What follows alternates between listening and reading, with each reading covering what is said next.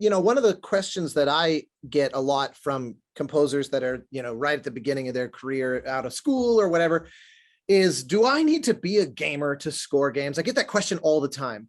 I personally am a gamer, and it very much informs my approach because I play games with a kind of analytic eye to sort of understand how was this put together, both from the game design standpoint and from a compositional standpoint. How did they kind of, break this all down and put it together? And so what, not to put you on the spot, but what was your sort of background? Of course, you hadn't worked in games, but what was your sort of broad understanding of how the medium works going in? Are you gamers? Are you, look over the fence? I guess that expression tells it all.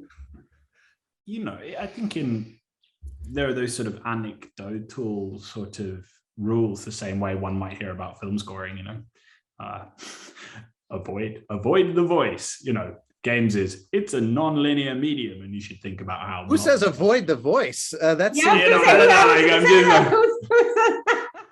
don't know. I'm just like, I think somebody gave you bad advice. I didn't go to those lessons.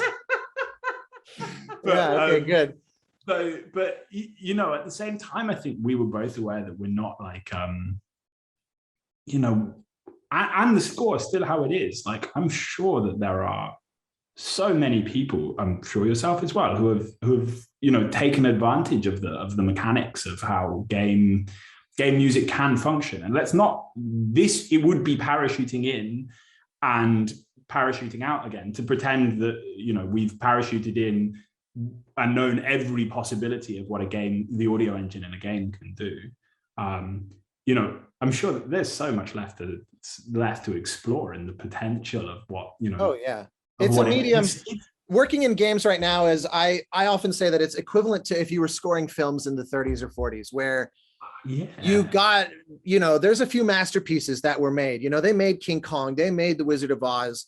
By that point, like films that have stood the test of time. But I think we can all agree that the best was still ahead because the medium was in its infancy. It's very much how I think about games as well. So yes, the potential, regardless of how much you lean in on all the things that are possible from an audio integration standpoint and interactivity standpoint, nothing that you do will not be outshined 20 years or 10 or 5 years from now. And that's just part of the joy of games, I think. Absolutely. But also as I'm just consider then, like the EA, like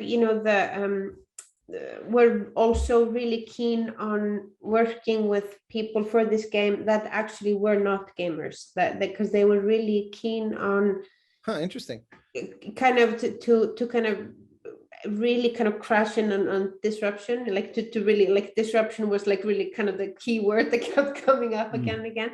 So I think for them, they were kind of, it was really important to kind of stay as far outside the box as they could. That's something that they were very clear on.